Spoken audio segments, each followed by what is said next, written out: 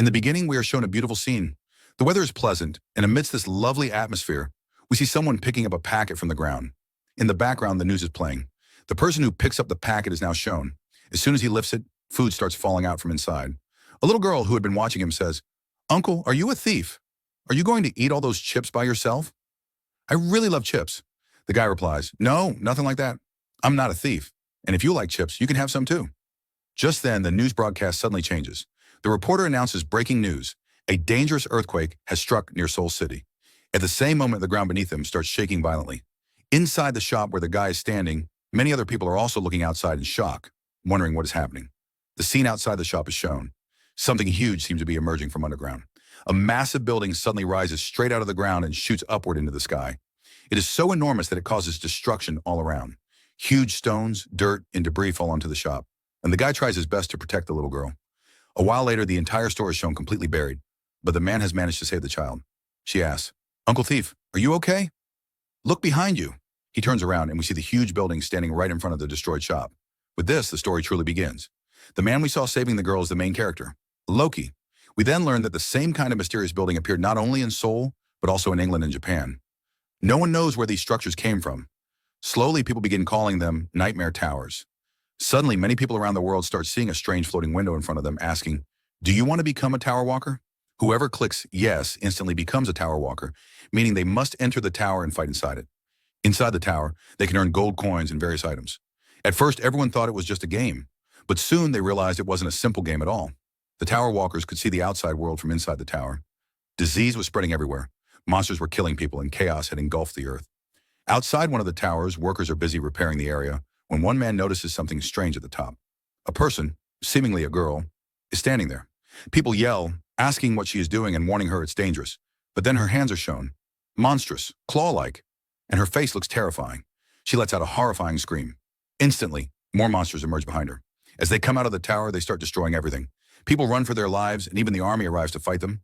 But the monsters are too strong. They tear through soldiers and civilians alike. Within moments, the city becomes a ruin. Around the world, wherever these towers appeared, monsters emerged and wiped out nearly 35% of Earth's population.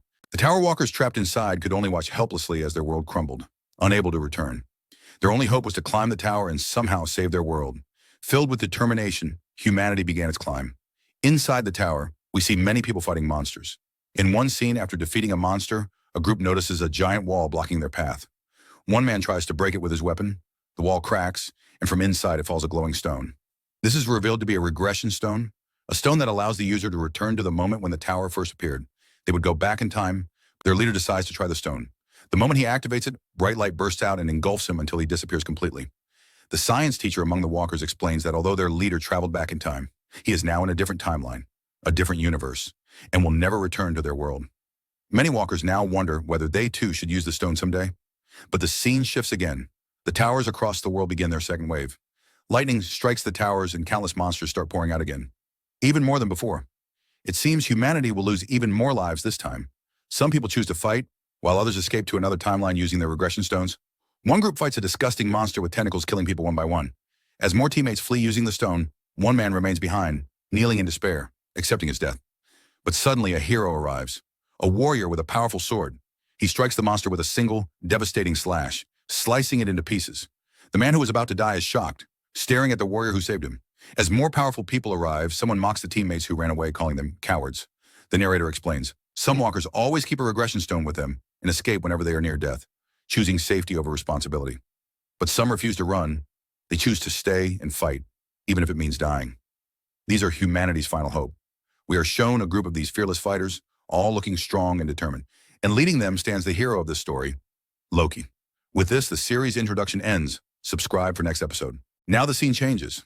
The party we saw earlier has suddenly lost many of its heroes. As they were climbing the tower, they reached a certain level where many of their companions died. And now we see our main character, Loki, breathing heavily. He wonders what went wrong, how everything was going so well, and how suddenly everyone died.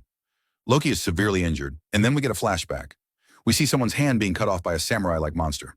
The party leader charges at the monster, calling Loki to join the fight. Loki replies, "Don't worry, I'll finish this monster right now." He steps forward and slashes with his sword. Loki's friend also strikes the monster repeatedly. Loki beheads the monster while his friend slices its body apart. Together, they finish the powerful creature. Loki asks his friend if any party member died. The friend says, "No, everyone is alive." The injured ones will recover after some rest. Our healer will take care of them. We see the party members being healed one by one. They look at Loki and the leader with pride. Then Loki notices something, the sword of that samurai monster. It is revealed to be a blade sharpened continuously for thousands of days, belonging to the guardian of the 85th floor. Loki realizes they've reached far. He picks up the sword and says that now he, just like his friend Yunwan, also has a powerful weapon. He truly believes they can climb the tower. Suddenly, the scene returns to the present. Loki is trembling with fear. He has reached the 98th floor, known as the Chamber of Hellfire. A terrifying hellfire monster stands before him, capable of spewing hellfire. Loki's companions are brutally injured, most of them dead. Shocked by their deaths, Loki fails to notice the monster launching another attack. It strikes him hard and sends him crashing into a wall, leaving him severely injured and nearly unconscious. Loki thinks about how far they've come, how much effort they've put in.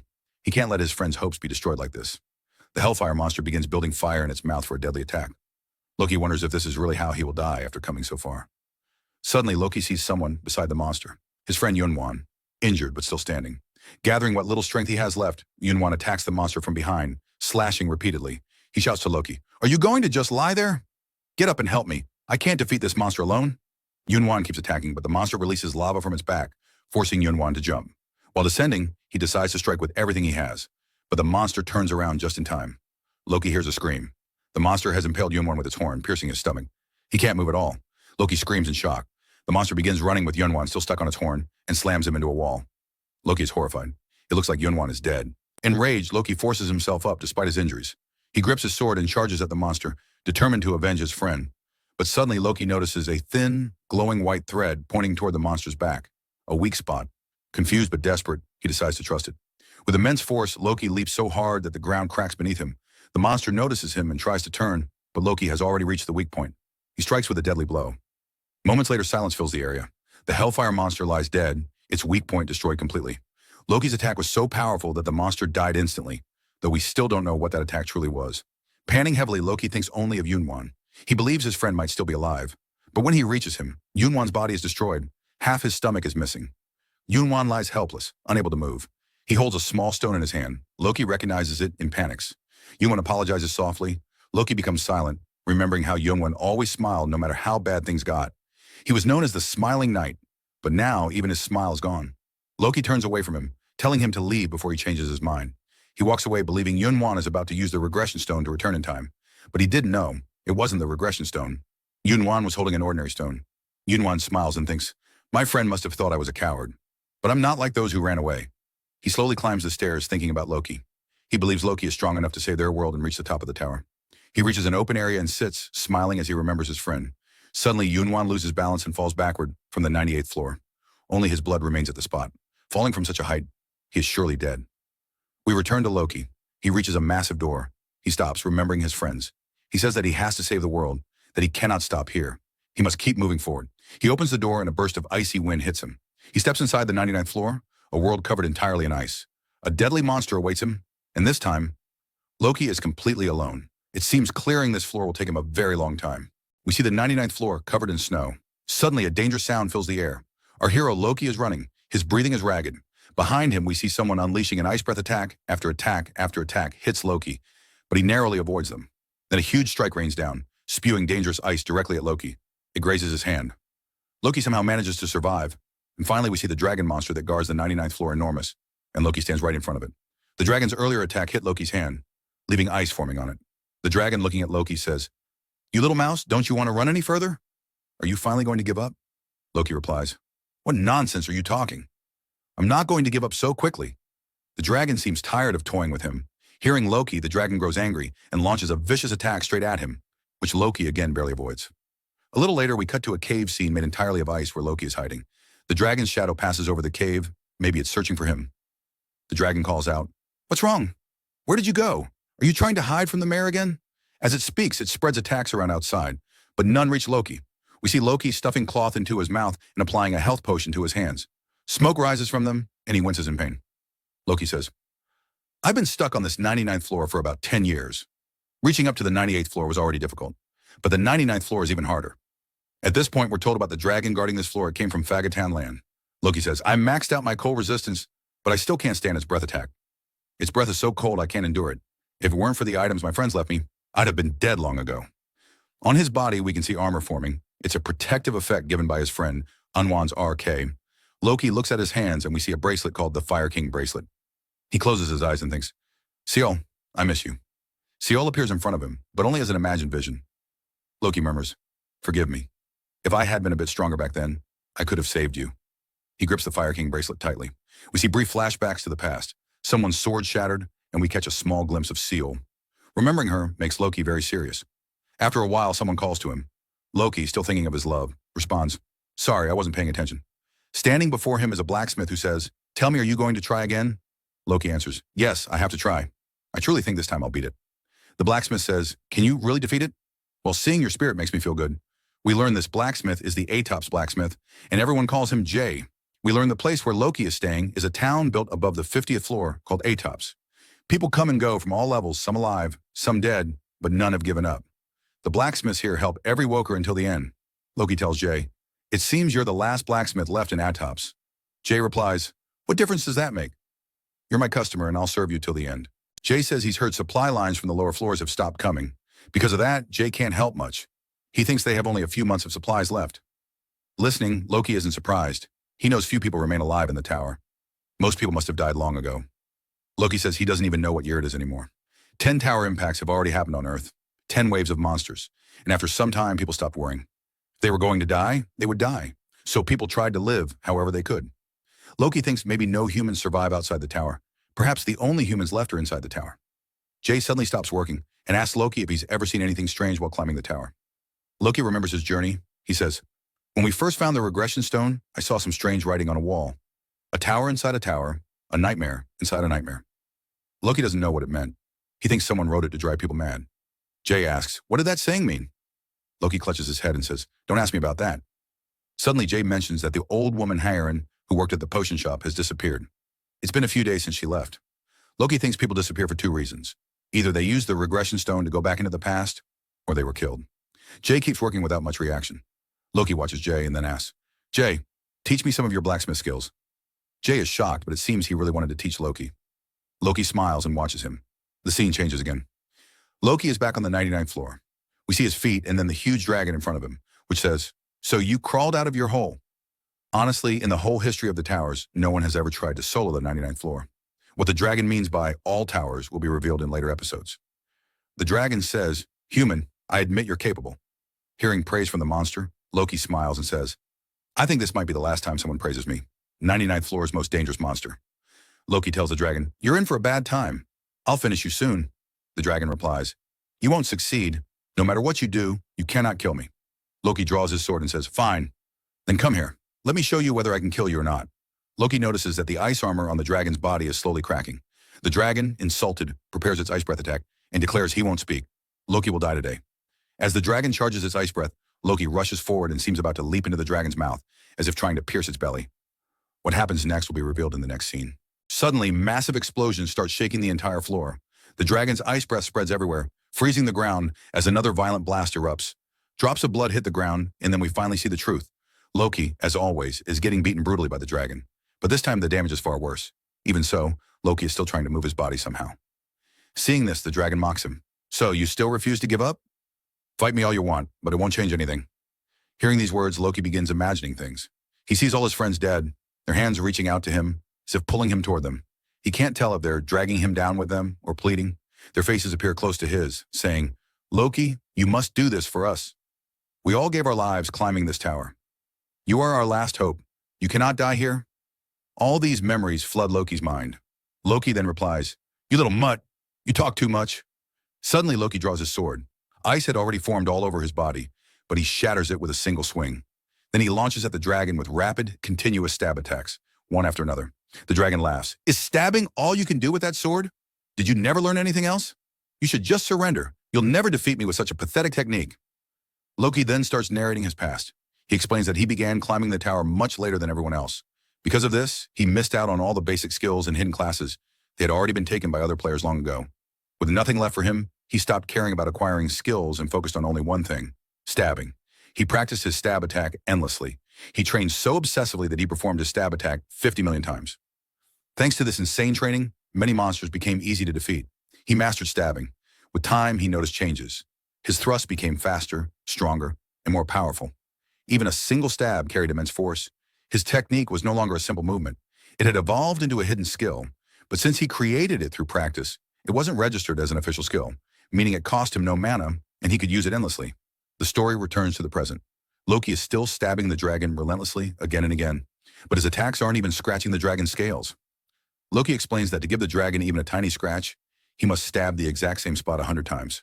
Watching Loki's frantic attacks, the dragon sighs, "Enough!" Then it unleashes its ice breath. Loki is directly in front of its mouth. He has no time to dodge. He thinks, "This is it. I'm going to die." But at that moment, he sees something familiar, a white light. It's the same light he saw on the 98th floor, right before he defeated that monster. He instantly thinks, if it worked before, maybe it'll work again. He follows the same pattern as before, copying that mysterious light's movement. Loki's power surges. With a single perfectly executed attack, he tears open the dragon's jaw, creating a huge hole inside its mouth. Loki collapses afterward, exhausted and bleeding heavily. The dragon rises, one of its eyes pierced and its jaw shattered. Growling, it says, "You've crossed the line. I will not let you leave alive." Loki mocks him. "Was my attack not powerful enough? Looks like you want even more." The dragon unfurls its wings. "Don't get cocky. You only injured me by accident. Now I'll show you what a real attack is." The dragon soars into the sky and unleashes a massive, fully charged ice breath attack. The ground shatters wherever the attack lands. Loki desperately tries to dodge, but parts of his body keep getting hit. Just a single scratch would be enough to kill him in this state. After finishing the attack, the dragon approaches Loki. "You're not entirely useless," it says. "If you brought 10 more people like you, maybe you could have defeated me. But all your companions escaped using those useless stones, the nightmare stones. If they hadn't used them, your fate might have been different." Hearing this, Loki is shocked. "Nightmare stone? What does that mean?" He asks the dragon to explain, but the dragon suddenly attacks again. Loki dodges by, jumping away. The dragon attempts to chase him, but its injuries are too severe. It decides to recover first. The scene shifts. Loki closes the door to the 99th floor behind him, gasping for breath. "That dragon almost killed me. Even a small scratch would have ended me." His health bar is nearly empty. He thinks about the dragon's words. Nightmare stone. Why did he call that simple stone a nightmare stone? Something is definitely wrong. Suddenly, the story jumps 5 years into the future. Once again, we see the 99th floor. A huge shadow falls from above. Part of the dragon's body crashes to the ground. Countless notifications appear. He has completed the 99th floor, reached maximum level, and maxed out all his stats.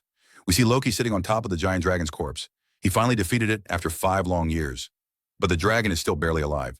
Loki asks, "Why did you call that stone a nightmare stone?" The dragon replies, "You already know the answer. When you move to the next floor, you'll understand what the nightmare stone really is." Its body dissolves into black liquid, and from it remains a strange object, a sword crafted from the frost dragon. Loki picks it up. "They're calling this a sword?" It looks tiny. How is this supposed to be a weapon? Before he can think further, he hears a strange sound. A black mass begins to move in front of him. It grows larger and larger, forming the shape of a gate. Loki stares at it. "What is this? This looks like a gate." Numbers appear on top of the gate. 100. Loki says, "So, I'm finally going to the last floor. Let's see what kind of monster is waiting for me there." He walks inside. After he enters, the number 100 fades away and new words form. Control room. Loki is about to enter the control room of the entire tower. Now Loki steps out to the other side of the gate. As soon as he passes through, we can see into his eyes. He's looking at some strange screen-like things. Loki asks aloud, "What kind of place is this?" Before him is a weird area full of large screens, each showing a different part of the tower. After studying all the screens, Loki says, "These places are inside the tower. This one is Atob's, where Blacksmith Jay lives." As he speaks, he keeps watching the screens. Suddenly a voice says, "I didn't expect you to arrive so quickly. I thought you'd stop at Atob's first." Hearing that, Loki draws his sword, ready. The person speaking calms him. "There's nothing to fear. There's no fight here. And forgive me, I forgot to send you a very important announcement." As he speaks, a notification window appears before Loki. The voice continues, apologizing for the old-looking system. It's a little outdated, which is why it seems strange. The notification congratulates Loki. "You have completed the tutorial game of World 294. All records connected to you have been stored in the Immortal Library, and only the Master of Great Ryan can view them." Loki reads this, stunned. His attention focuses on the words World 294 and tutorial game. He freezes, remembering how all his companions had died. Finally, he realizes this was only the tutorial. The main game hasn't even begun. At that moment, water starts appearing around him. We see someone's feet, the same person who was speaking. He says, "Forgive me. Because of me, you've taken a heavy blow. Don't let your emotions take control or you'll lose yourself." As he speaks, he fully appears, and the whole place changes. Water surrounds them. This is the man's power. He's basically created an imaginary world. He looks like an animal man and tells Loki, You don't need to be so sad. As a human, you actually cleared the whole tower alone. When all the water suddenly freezes in one place, the man is surprised. He looks at Loki, whose face is now very serious. Loki has quickly learned to control his emotions. The man says, "You're truly remarkable. You've mastered your emotions quickly." Despite all this, Loki asks, "Who are you?" The strange man turns off his power and the water disappears. He apologizes for forgetting his manners because he was so happy to see Loki. He explains that no one had ever climbed the tower alone before. Then he introduces himself. "My name is Beast Reagan. I am a demon and the owner of this nightmare tower. You can call me the master of this tower." Loki replies that he saw in the notification that everything so far was only the tutorial. "So do I still have to play the main game? Have I only just begun?" The beast demon says Loki is very sharp and offers to show him something. With a snap, a large screen appears behind him, showing the very start of the series. Loki's first sighting of the tower. Present-day Loki watches the scene unfold and sees his past timeline on the screen. Beast demon says, "Look, I'll show you your friends." As the scenes continue, Loki feels a bittersweet pain watching each face he can never see again. The demon continues, showing scenes where monsters attack and Loki fights them alongside another person. Loki keeps staring at that person. Then a girl appears who asks, "How long are you going to keep staring at me like that?" Focus on the fight. She may be Loki's first love, but we don't know yet. Perhaps we'll see her in future episodes. The beast demon shows that soon after that girl is killed by Loki's hand. Loki cries watching it. Then the scene moves to floor 98, where we see Loki's dearest friend, Yunwan. After showing all these scenes, Beast Demon asks Loki, "How do you feel now? Do any memories come back? Do you feel pain or rage?" He warns Loki not to let those feelings take over and offers him another chance. "You can restart the game from the beginning. You can start fresh." Loki listens silently, thinking, after coming so far, it can't end like this. He thought climbing the tower would save the world. He'd seen a notification promising that by clearing the tower, he could save the world. Now he realizes it was all a lie. The demon had been playing them like toys from the start, and Loki didn't know. They had risked and lost their lives believing they were saving humanity. They acted because they thought they had a final hope. Loki, determined, says he will never go back to the past. Hearing this, Beast Demon begins to laugh. First a little, then wildly, his appearance changing as he laughs like a madman. He tells Loki that there's no item in the tower that can send anyone into the past. Not even in the Great Ryan. When Loki protests and mentions the regression stone they once found that supposedly allowed time travel, he remembers the dragon on floor 99, who had warned that all the people who had used the Nightmare Stone were gone. Now Loki realizes something is wrong. Beast Demon explains, "The stone you humans found isn't called a regression stone, it's called the Nightmare Stone. Those humans who used it never actually went back in time. They were trapped inside a dream created by the Dream Demon.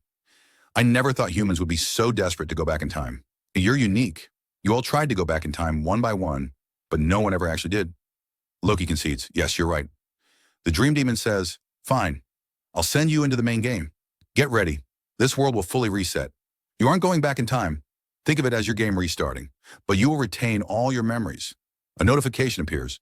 "Do you want to start the main game?" Loki looks at it and clicks, "No." Beast Demon, surprised, expected him to click yes, because Loki had wanted to play the main game. Seeing Loki choose no, Beast Demon makes a strange face and says, "Thank you. Because of you, I've learned the truth about this tower." Then a large notification appears explaining the tower. The Nightmate Tower, also called the Fortress of Regret, was created by the Dream Demon Mulak. Remember the name Dream Demon Mulak? It will appear many times in later episodes. The notification says that everyone who resonates with the tower's core is trapped inside Dream Demon Mulak's dream. That means Loki has been stuck inside a dream all along. Loki tells Beast Demon, "I understand now. I've been trapped inside a dream made by the Dream Demon Mulak." With that realization, Loki draws his sword and says he will kill the demon. The scene becomes very dangerous. Now, as soon as Loki says this, the Beast Demon holds his head and says, "Idiot, there is no second floor here. We're already standing at the end of the tower. There is nothing beyond this," Loki replies. "No, I don't trust you at all." Hearing this, the Beast Demon says, "It seems you're not happy at all. Fine then, let me give you a reward. I guess staying here just with your memories isn't enough for you." Before he can finish, Loki attacks him, and in an instant, the Beast Demon's head is sliced off from his body. His body is standing headless, yet he is still talking to Loki. He says, "All right then, tell me, what do you want? Do you want a hidden item? Or maybe a hidden skill? Whatever you want, I'll give it to you." Loki replies, "I don't want any useless thing from you." The Beast Demon's face starts regenerating and he says, "Don't you want to return to your old world? Now that you know this tower is nothing but a dream, let me tell you, there was never any tower impact on your world. No monster ever attacked your Earth." Hearing this, Loki asks, "What do you mean by all this?" But suddenly the Beast Demon snaps his fingers. Behind Loki, many scenes appear. Images of Earth where people are still safe. Cars are moving normally. Everything is peaceful. The scene changes to a subway train full of cheerful, chatting people. The beast demon sits next to a boy who suspiciously looks like the main character of Solo Leveling and says, look at this trash he's watching on his phone. Anyway, Loki, doesn't this make you feel good? Everyone you cared about is still alive. Then he says, wait, I forgot to show you something important. The scene shifts to a strange place. Many people are lying unconscious on hospital beds. Loki walks closer to one of the patients and is shocked. The person lying there is none other than himself. The beast demon says, you must be shocked to see yourself like this. You're inside a dream and your real body is safe. You've spent many years inside this tower, but only a few months have passed in the real world. So tell me, what's your decision? Do you still think you can defeat me and go to some next floor? If you're still planning to kill me, let me tell you, the difference between us is like the difference between a human and a dragon. Loki replies, if that's all the difference between us, then let me tell you, I defeated a dragon not long ago.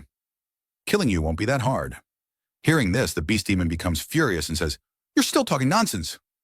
But before he can finish, Loki attacks again and destroys him completely with a step attack. The scene changes. A door opens and we see Loki in terrible condition. He enters the workshop of Jai, the blacksmith, and says, Jai, I'm here. But Jai is gone.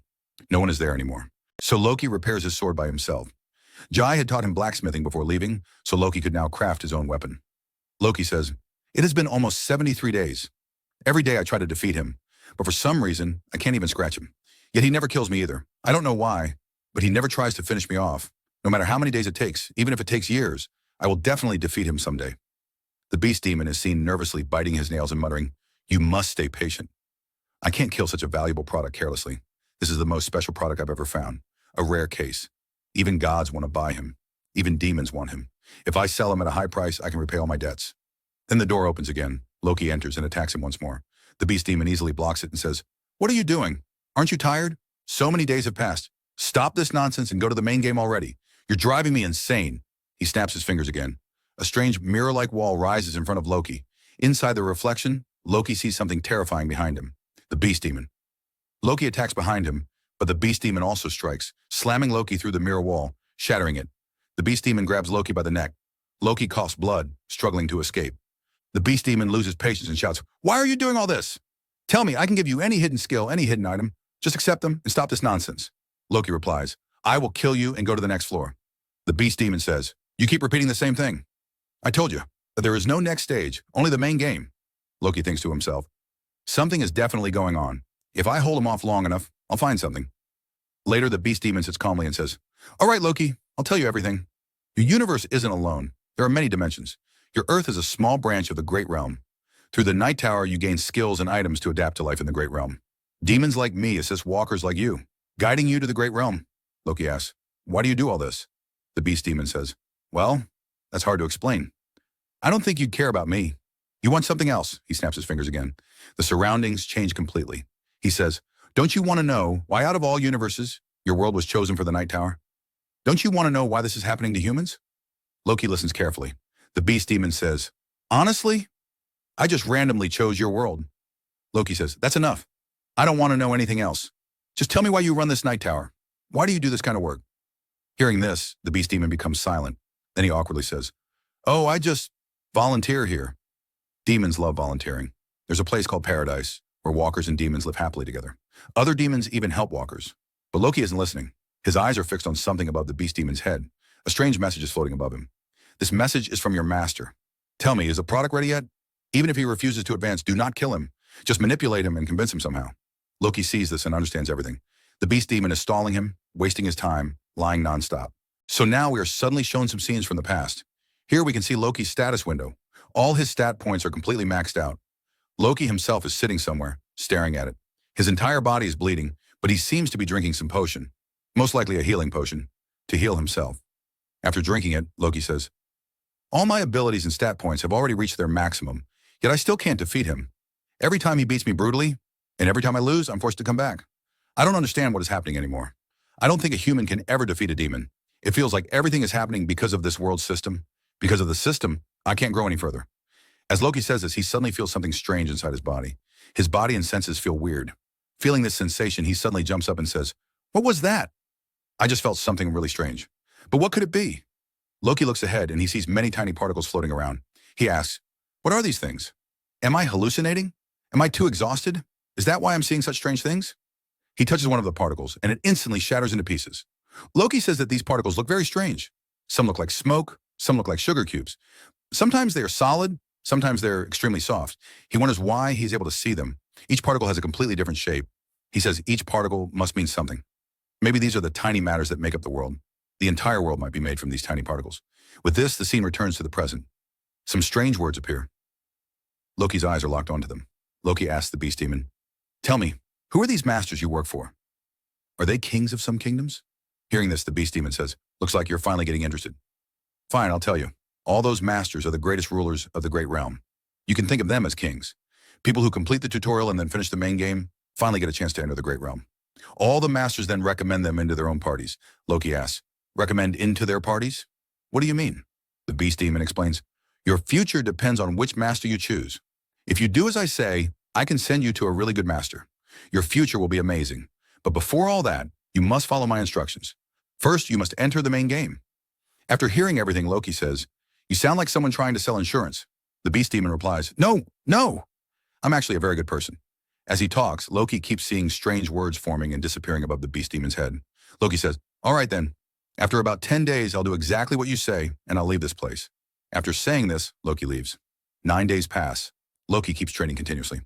On a screen, the beast demon watches him and says, "He has gone crazy. Every day he keeps training like this. He's driving me insane. But now the trouble is almost over. Soon he'll be in my control.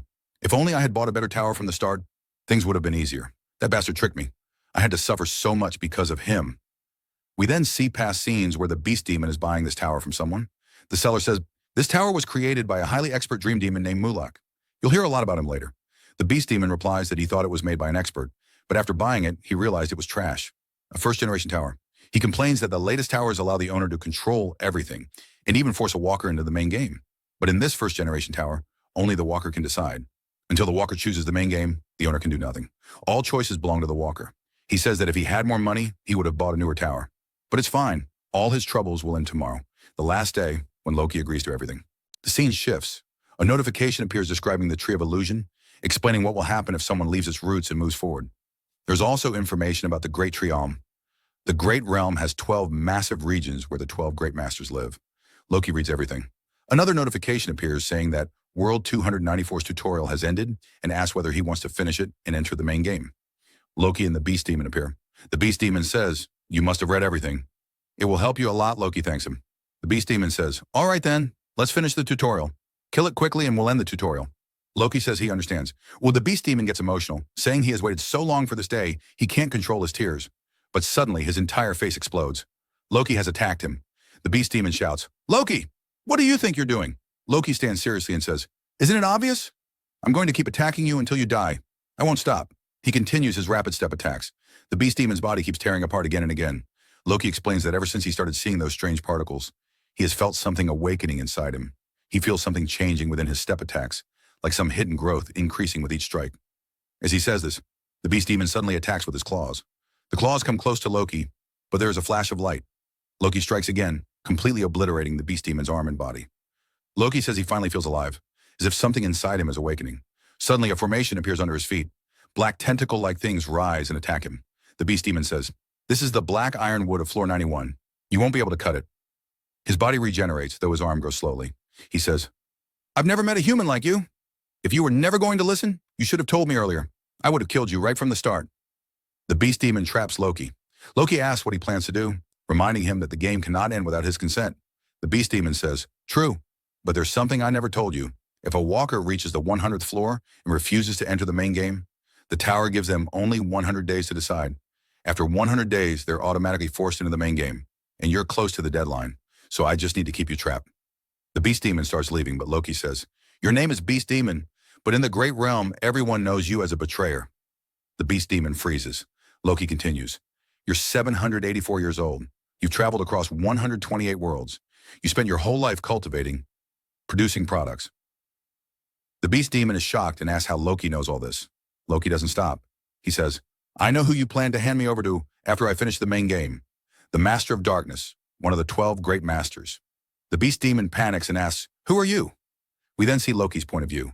Strange words appear above the beast demon's head, a message from the Master of Darkness. Loki says, "You're asking who I am. Don't you know? I'm the very product you've been cultivating for years. But I am no longer under your control. I'm no one's product anymore. From now on, I will live my own life, on my own terms." With that, Loki breaks free. After Loki's attack, we can see that all the plant roots holding him have been sliced apart, and in the middle of them, something is glowing. That shining object is none other than Loki's sword. His sword is radiating an incredibly dangerous power. And then Loki launches a deadly step attack on the beast demon. The beast demon is shocked after witnessing this terrifying surge of power. He keeps wondering, what is this? He tries to protect himself somehow, but suddenly he notices something on his shoulder and is startled. The beast demon uses his claws to slash at Loki, but Loki easily dodges it using his sword. The beast demon steps back, clutching his shoulder. When we look at his shoulder, it becomes clear that Loki's attack is causing him immense pain this time. The beast demon cannot heal this wound. He says, "How is this even possible? How are you able to injure me like this?" While saying this, he keeps staring at Loki's sword, whose power has changed drastically. Its color is shifting, and a strange aura is flowing from it. And the beast demon looks at Loki and says, "What is happening? Has he become an adapted player?" Maybe Loki's adaptation has finally awakened. Loki truly looks extremely powerful now. A bizarre aura surrounds his whole body. Suddenly, we see Loki's past. Loki says that ever since he arrived on the 100th floor of the tower, he had been feeling strange, almost like the tower itself was a dream. And during his fight with the beast demon, he felt he could never defeat him. Still, he kept trying again and again.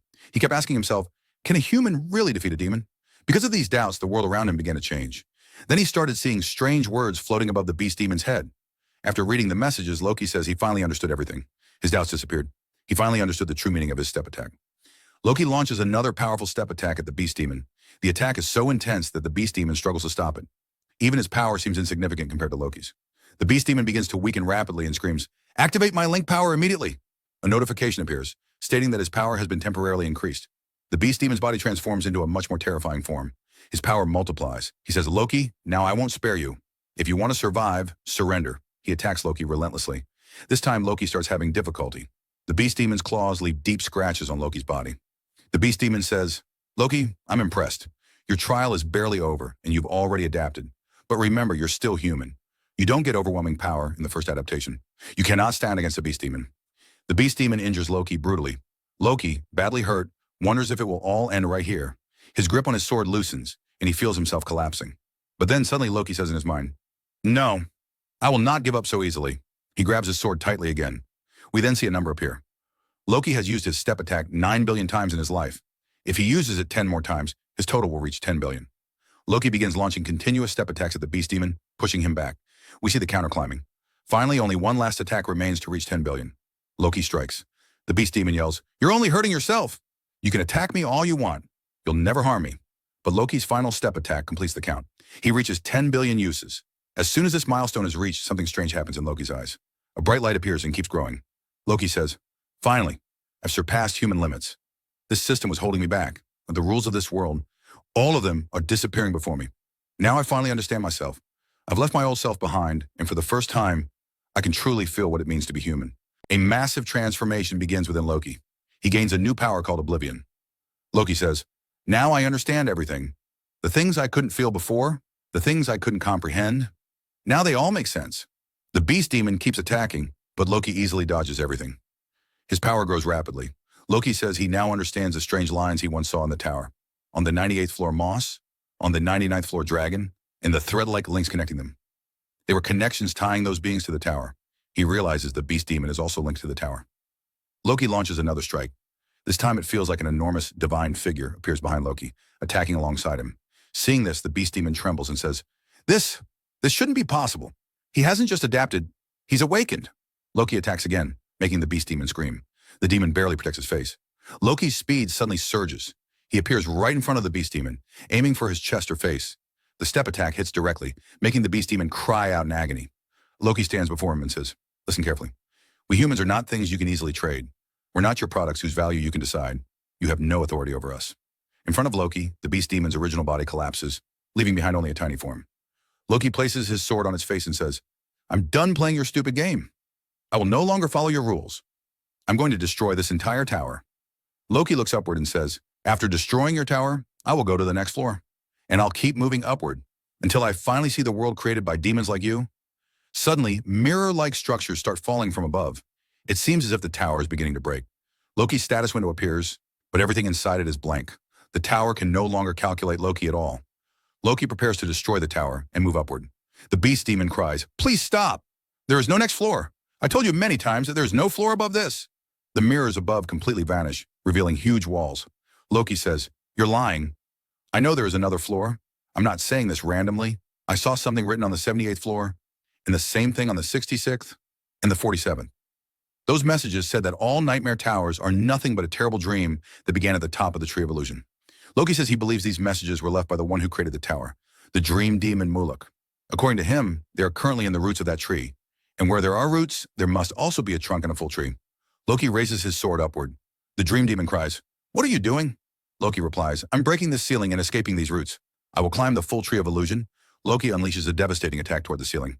The dream demon screams, "No! Please spare my tower! Don't do this!" The entire tower begins collapsing. A notification appears. The system is trying to calculate the tutorial game's records, but the calculations keep failing. Finally, the system declares, "Game failed." The tutorial ends completely. The scene shifts suddenly. We see a jungle with lush greenery. Someone is breathing heavily. That person is Loki. He looks around and says, "So I've finally found it. This is the next level, and this is where my journey will continue." The scene suddenly changes. We see terrifying feet, not human feet, but those of a beast, a wolf with lion-like features. Its power is extremely dangerous. These wolves have surrounded our Loki. But Loki isn't afraid of them at all. Once they jump and attack him, the first wolf lunges forward. As it reaches Loki, he performs a very small stab, a move he calls a cell stab. With Loki's small stab, the wolf's body splits into two pieces. Loki then turns and sees an even more dangerous, huge wolf behind him. Not with one head, but 5 lion heads, a passing wolf whose power is devastating. Everyone watching knows that a normal stab won't be enough. It requires more force. Loki says that and delivers a stab attack. We see it's a normal stab, but it completely rips the 5-headed wolf apart. In one strike, Loki kills this massive creature. Loki looks at the lion heads and then pulls them off. Holding all 5 heads of that wolf, Loki says this monster is really weak. Or maybe all the monsters here are weak. As Loki says this, a voice from the side shouts, "Human, what have you done? How dare you?" We see strange alien-like creatures, furious at Loki. One of the alien monsters yells that the lion head of the passing wolf is precious, and they demand it back quietly. Loki replies that even after activating his skill, he can't fully understand their language. He only understands a little. He realizes they're asking for the wolf's lion head. "What's the matter? Do you want these lion heads? Fine. Make a deal with me. I'll give them to you if you tell me where we are." Before Loki can finish, the alien creature attacks him. This creature is extremely fast, but Loki easily dodges and warns, "If you attack me again, you'll all be killed by my hands." Still, the alien attacks again. This time Loki gets serious. He draws his sword, deflects the attack, and screams from everyone around a herd. The next scene shows Loki slaying most of those weird creatures, though one remains alive, badly wounded. Loki asks it who this place is. The alien snarls that how dare a low-level creature like Loki speak to them like that. Listening, Loki grabs the alien's antenna-like thing and pulls it, making the alien scream loudly. Loki demands answers, torturing it for information. The alien, enraged, vows to kill Loki and suddenly bites off its own tongue. Blood gushes out and it kills itself. Loki watches and says, "What a strange person. Why would they do that? What do they gain?" Loki then rips out the alien's antenna and thinks about what to do with it. He buries it in the ground, like a ritual, similar to lighting a candle or incense for the dead in Korea or Japan. While doing this, he inspects the alien's belongings, thinking, "Maybe I can use something from these." He finds a strange, small pouch, a small dimension backpack. Loki says, "Great, an inventory. Since I left that tower, I haven't been able to access the system, so this inventory will help." Mukama had told him that he could use the system later, but for now, he still can't.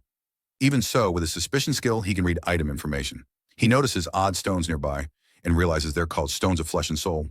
These stones can raise the mana of apted players to some degree. That won't help Loki because he's not an apted player. He's an evoken player, which is very rare. Looking at the stones' different colors, he thinks maybe they'll be useful later, so he keeps them in his inventory. Loki looks at the remaining weapons and thinks he won't have space for them all, when suddenly one of his weapons, the one he got after killing the dragon on the 99th floor, starts to vibrate violently. He takes it out to see what's happening, and it transforms. A mouth forms on the weapon, and it starts biting the other weapons that belong to those alien creatures. We hear chewing sounds. Loki watches, thinking, "I'd never have believed this if I hadn't seen it." Then his eye falls on a paper. He picks it up and opens it. It's a strange map showing large mounds and a huge tree, possibly the Tree of Illusion. It's labeled Tree of Illusion, Chaos, meaning this place is inside chaos and that huge tree is there. Loki remembers that the file Dam sent him had no information about this. He moves on. Now we cut to a dense forest. There we see a lion-headed wolf, furious, and some people running away. We follow a cute girl running with 2 or 3 others. She smiles, tosses a small weapon from her hand, and it flies into someone's leg. The man screams in pain. The girl apologizes, saying it slipped from her hand by accident. The man says, "It's okay. You'll stay completely behind us." He starts scolding her and calling her useless. He says if she weren't cute, he would have killed her by now. Suddenly they hear a sound and everyone turns. Two lion-headed wolves have appeared. A two-headed lion wolf is stalking the girl. The girl runs like crazy toward the others, and they order her to run away. From a high vantage point, we see our hero Loki looking down. He notes that among all these people, the girl seems the strongest. He wonders why she's acting recklessly, as if everyone will die because of her. He thinks these people must have come here the same way he did, by clearing a tower. But then he realizes that's not necessarily true. Down below, a man who earlier was injured releases his power and says he's going to use a special breath attack. The girl says, "Okay, I'll help you," and throws a dagger that slices between the man's ears, cutting his ears. The man scolds her, but suddenly the two-headed wolf reaches him and nearly kills him. On a nearby hill, Loki disappears with a leap, and then we see someone jump onto the two-headed wolf and kill it instantly. The beast's blood splashes everywhere, coating the man's face. The person standing above the wolf has a gleaming sword and looks very cool. It's none other than our hero Loki, who had leapt and slain the two-headed wolf in one jump. Everyone sees Loki and asks, "Who are you?" The scene changes again. The people ask if Loki is sure and whether they can take the carcass. Loki says he has no problem with that. The girl keeps staring at Loki, puzzled how such a valuable lion head could be so easily given away. The others say the wolf is extremely valuable. Killing a two-headed wolf usually needs 10 people, and its heads sell for a high price. Loki thinks, "I get it. The more heads, the greater the power, and the higher the price." While Loki explains, the girl keeps staring, wondering who he is and where he came from. She says there are very few apted players who can kill two-headed wolves like that. How can his power be so great? How could he kill such a wolf alone? Loki listens calmly as they ask. Then the girl says, "Chaos. You said chaos. Tell me, what is chaos?" Hearing that the girl is completely baffled. She can't make sense of what he's saying. Scene change. We see that the girl had abandoned our hero and left him behind. Now all these people are passing through the forest. The leader of the group turns to Loki and asks, "Tell me, were you just passing through?" Loki replies, "Yes, I was just passing by, and I saw you were in trouble." The man says, "Oh, is that so? Also, you don't speak our language." Loki answers, "No, I don't know your language at all." After hearing this, the man thinks to himself that this is really strange. Everyone here speaks with each other perfectly. There's no trouble between them in language. Then the man asks Loki, "Are you really sure? Can we keep the whole body of that monster and its horns?" Loki tells him, "Yes, you can keep them." The girl is still thinking about Loki. She's wondering how he killed the two-horned beast with a single attack. She finds it impossible. She remembers that Loki didn't use any skill at that time. When she used her skill on it, her skill didn't work at all. My detection skill didn't even have the faintest effect. Every time it showed error. The monster's body had the power of an adapted player, but the mana inside it was extremely low. It seemed as if it had never used mana before. I really can't understand anything about this person. Thinking all this, the girl speaks to Loki again. "I want to ask you something. Your chaos, is it possible that there's an adapted player who could alone defeat a two-horned beast, and you did it so easily? So I really want to know, who are you, and where did you come from?" Doggy keeps staring at her and asks, "Chaos? What kind of place is chaos?" This time the girl gets very angry and says, "Are you making fun of me? Loki, I'm serious."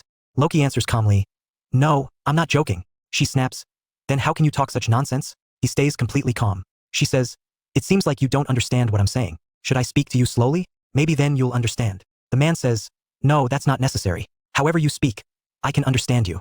Loki thinks to himself that they want to know who he really is. How can I explain to her that the world I lived in, the friends I had, all my memories? Everything was left behind when I went into the tower. Inside the tower I met many new people and made new memories. And at the end of that tower I learned that all the companions I cleared it with are still alive in the Eartha, or realm. I always thought that when they died in fights they were actually dead, but it turned out to be false. Since leaving that tower, all those memories of mine have been fading. How can I explain all this to this girl? Even if I tell her, she might not understand. After thinking so much, Loki tells the girl, "I've lost all my memories." Upon hearing that, the girl makes a very cute face and says, "Oh, I see. It seems you got a deep wound on your head and lost your memory because of it." Then she suddenly shouts, "You bastard! Do you really think I'll believe your useless stories? You're making that innocent face and expecting me to fall for it. You're saying you forgot everything because your head was injured." Loki replies, "When did I ever say I had a head injury? I only said I don't remember anything." She says, "So are you an abyss warrior? Or are you someone even more special? Let me tell you. The abyss is like a higher dimensional world." Loki makes an odd face and thinks, "Now what do I tell her?" While he's thinking, his sword starts vibrating strangely. Seeing it move, Loki realizes his sword is hungry. He draws the sword, and as he pulls it out it suddenly transforms. Seeing the transformation, Loki reaches into his small inventory, maybe to pull out some stones or some other weapons. We see the girl in front of him shocked by Loki's dangerous weapon, thinking, "What is that? Is it some spirit weapon?" As he continues, we see Loki taking out many small weapons from his little pouch and feeding them to his weapon. Seeing Loki do this, the girl says, "Now I understand. He's not powerful himself. It's the weapon that's powerful. All this power is from his weapon, not from him." We also see everyone around them staring intensely at Loki. They all realize that Loki has a spirit weapon and think he's weak, but that the weapon itself is dangerous. Loki talks to his sword and says, "Now you're full, aren't you? Now return to normal." He doesn't even know what's happening here. The girl says, "I can't believe it. This bastard ruined my whole plan. I was going to use that wolf to have this man killed. This weak man came with his spirit weapon and ruined everything. Suddenly an idea hits her and she says, yes, this idea will work perfectly. The girl tells Loki, okay, I won't ask you more about yourself, but I do want to make you an offer, and you should know what I'm proposing. As she says this, the scene changes. Loki narrates. The girl says her name is Mino and she taught him a little about chaos and about the people here. She says these people belong to the Red Fox clan and are basically thugs. In plain terms, the girl named Mino wants Loki to kill these people for her, and she says they will soon try to kill her too. As Loki tells this, the scene shifts to night. The group's man says, it's getting dark. We should set up camp quickly. If we wander at night, the horned wolves will wake up, so we should stop here. They set up camp. Our hero sits a little apart from them. He says, I saw on the map there should be a village nearby. As he watches the particles playing around him, he captures one and it shatters. When he does this, Loki's body undergoes a change. He has undergone another awakening. This awakening is called understanding, meaning Loki now understands everything. He's begun to comprehend the system.